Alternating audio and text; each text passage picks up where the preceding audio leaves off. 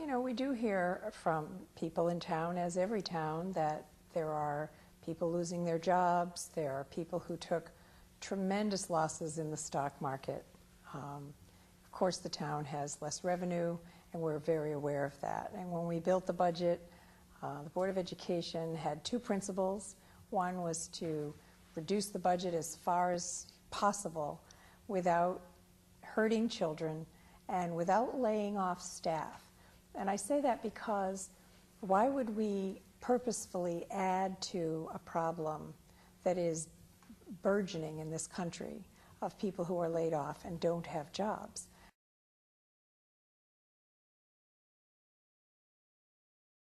It's really important to respect the burden of the taxpayer, and I think that we've done that. Our budget is at 2.49%.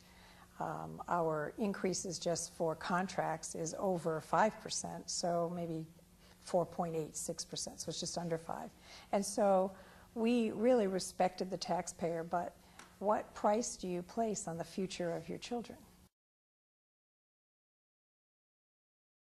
I think most people think of the teachers union and Yes, the Board of they do. Education, but they forget that there's 4 others. Right. So you have a big plate.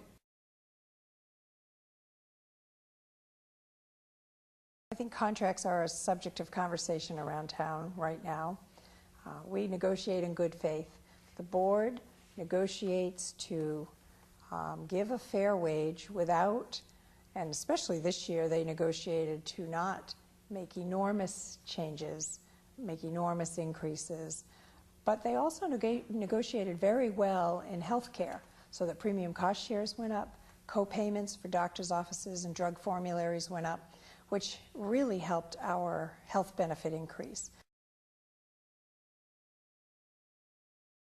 As it is right now at 2.49%, this budget respects the taxpayer, it maintains a high-quality education for children, and it preserves all the jobs of our employees who've worked so hard for us.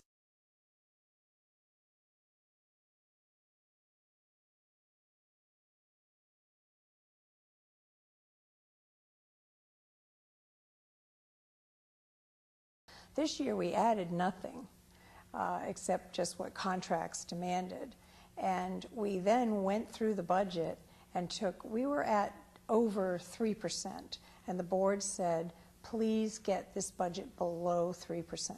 So the board's budget that was passed by the board was at 2.98%. There was another reduction and it got to 2.49%, and that's where we are right now.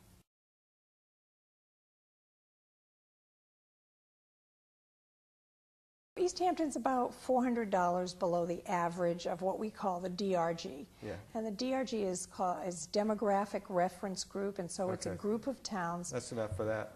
It's a group of towns that have similar economic status, similar mix of the kinds of people. Demographics.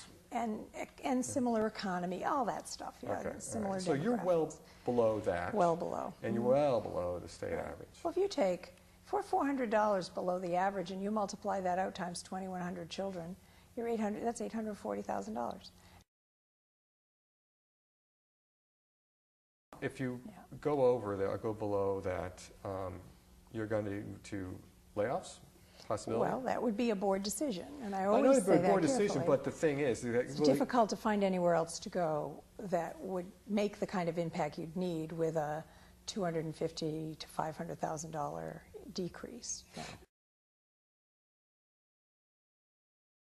You know, I know that, as always, there are people who say, well, you could do without this or that or another thing, and I think that's easy to say when you're not in a system and understanding how all the pieces fit together. Mm-hmm.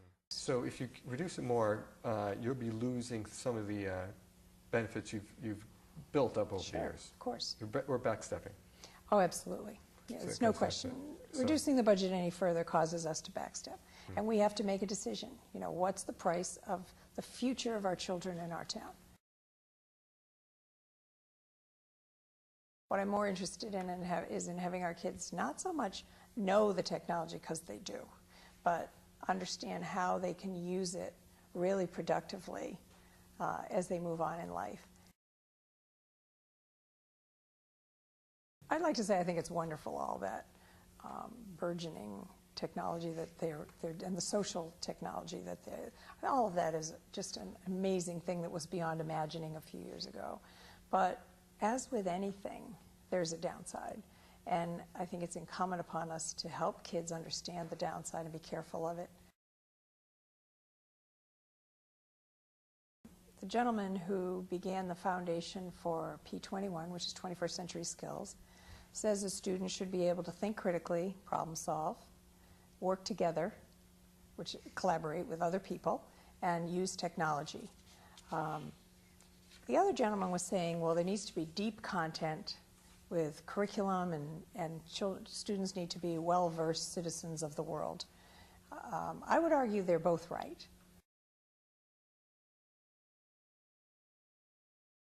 You can't possibly teach all that, so you decide what do you teach and at what depth, and you decide what you're going to teach from kindergarten to 12th grade, and then you take that creativity, that problem solving, that ability to work together, and you incorporate that in the way that you teach.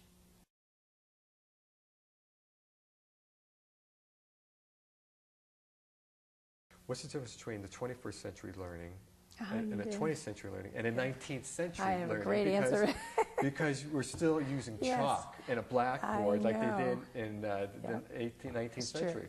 Part of that is because we still have the facilities we had in the middle of the 20th century and before. One of our schools hasn't been touched except for a small piece since the 1930s. Our schools at the turn of the 19th to the 20th century were built to have students come out who could do repetitive tasks. There's a blackboard, there's a teacher, there was a row of chairs. And when they got out of school, those are the kind of tasks they did. Think of our factories. They had highly supervised jobs, repetitive tasks. They didn't need to problem solve or think a lot. Now think about what jobs are like today. There's less and less of that, and more requirement that people think on their feet, that they can problem solve and think creatively and quickly about things. And our students are still in rows in many schools in the country. And that's the debate. How do we move how we teach, which is that P21 philosophy, into our curriculum for the 21st century? The teacher in the front of the room is really not the way we want teachers to teach anymore. We want teachers to teach students to learn together and to engage them in the learning so that it connects to them. And that's been a big shift for us. Big debate is going on in Portland right now about getting involved with the Department of Education and accepting some children from Hartford to come down to Portland, part of the Chef O'Neill desegregation. Yes.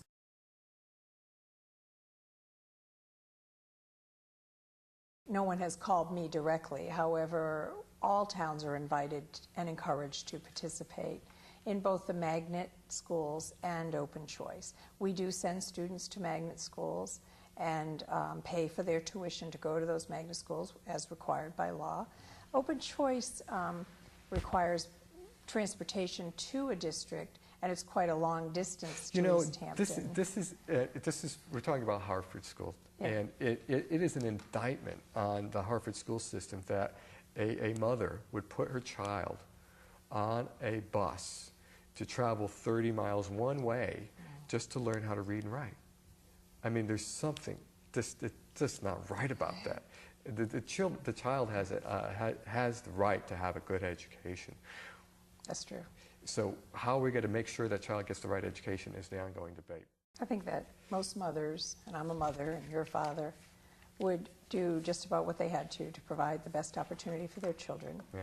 And I don't know if I just read an article about the president in the paper. His mother was getting him up at 4 to tutor him, 4:30 to tutor him, and then sending him off to school, and he was groaning about that, and she said, well, this is no picnic for me either. And so I think on that, we all care very much about our children. We'll do what we need to do.